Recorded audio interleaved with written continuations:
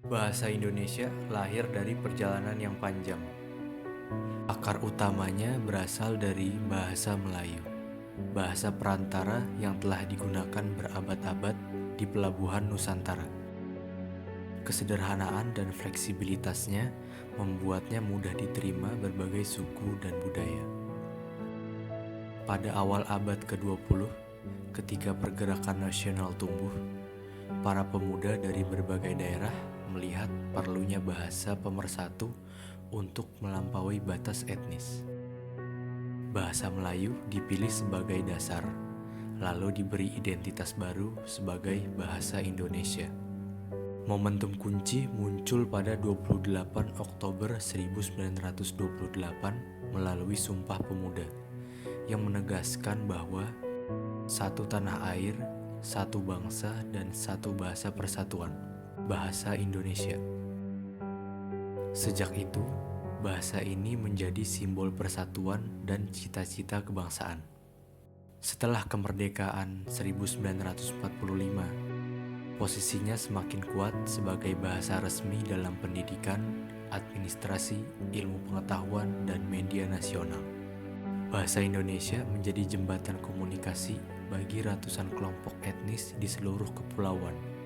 Kini, bahasa Indonesia terus berkembang seiring teknologi dan penggunaan global yang meningkat. Meski kosakata dan pemakaian yang berubah, esensinya tetap. Identitas kolektif yang menyatukan keragaman bangsa.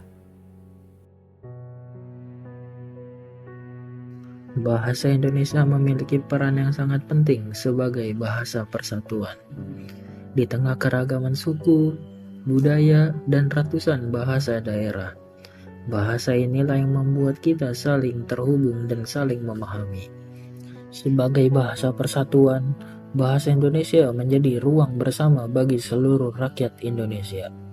Dari bahasa inilah tumbuh rasa kebersamaan, rasa memiliki, dan identitas sebagai satu bangsa Indonesia. Dalam kehidupan sehari-hari, bahasa Indonesia memudahkan kita belajar, bekerja, dan berkomunikasi dimanapun berada. Tanpa bahasa persatuan, menjaga harmoni dan persatuan di negeri yang begitu luas bukan hal yang mudah. Jika persatuan adalah jembatan, maka bahasa Indonesia adalah pondasinya. Menjaga bahasa berarti menjaga masa depan Indonesia. Nah, jadi saat ini saya akan mewawancarai salah satu narasumber saya yang berasal dari Universitas Mercu Buana. Mungkin kakak boleh memperkenalkan diri terlebih dahulu. Oke, halo semuanya. Perkenalkan, nama saya Jessie. Saya merupakan mahasiswa Mercubuana dari Fakultas Ilmu Komunikasi. Nah, jadi untuk wawancara kali ini saya ingin bertanya seputar bagaimana sih bahasa Indonesia dalam panggung kebangsaan. Nah, untuk pertanyaan yang pertama, jika kita lihat ke belakang, menurut pendapat kakak, bagaimana bahasa Indonesia itu tuh bisa menjadi bahasa pemersatu bangsa? Kalau misalkan secara historis ya, bahasa Indonesia itu kan merupakan bahasa dari bahasa Melayu ya, yang dimana sejak dahulu tuh udah digunakan sebagai bahasa pergaulan dan juga perdagangan. Yang pada akhirnya tuh sampai saat ini bahasanya tuh menjadi sangat berkembang dan juga sangat penting, sehingga pada peristiwa Sumpah Pemuda tahun 1928, bahasanya tuh pada akhirnya digunakan sebagai bahasa pemersatu bangsa. Nah, sekarang kita lanjut ke pertanyaan yang kedua. Nah, jika kita melihat generasi sekarang, menurut pendapat kakak itu, apakah bahasa Indonesia itu masih kuat sebagai bahasa pemersatu bangsa? Kalau menurut saya sih tentunya masih sangat kuat ya, karena mungkin kita bisa lihat dari media sosial, dari pendidikan ataupun dari komunitas anak-anak muda Indonesia, mereka tuh masih menggunakan bahasa Indonesia tuh sebagai bahasa utama mereka.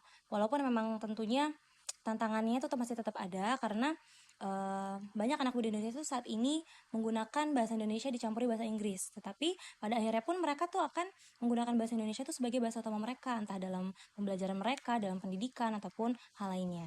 Seperti itu. Kedudukan bahasa negara berdasarkan Konstitusi Indonesia. Nah, dalam pasal Undang-Undang Dasar 1945, pasal 36, ditegaskan bahwa bahasa negara adalah bahasa Indonesia. Ini berarti bahasa Indonesia memiliki posisi resmi dan tertinggi dalam kehidupan bernegara. Pertama, bahasa Indonesia berfungsi sebagai bahasa persatuan. Dengan ratusan suku dan bahasa daerah, satu bahasa nasional membuat komunikasi lebih mudah dan memperkuat rasa kebangsaan. Kedua, Bahasa Indonesia berperan sebagai bahasa resmi kenegaraan. Semua dokumen hukum, peraturan, administrasi pemerintahan, dan pidato pejabat negara harus menggunakan bahasa Indonesia agar jelas dan seragam.